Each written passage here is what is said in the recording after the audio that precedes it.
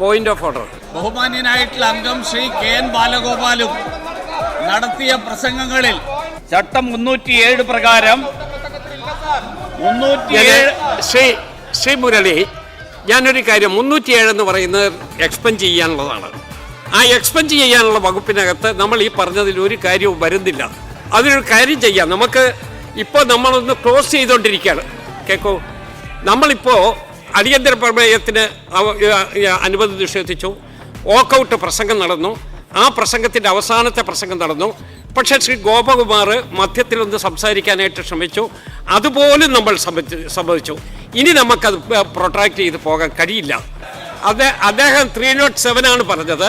307 അത് വരില്ല എന്ന് ചെയർ തന്നെ റൂൾ ചെയ്ത് കഴിഞ്ഞു. ആ പ്രശ്നം അവിടെ അവസാനിച്ചു. നമുക്ക് മുമ്പിൽ അതില്ല.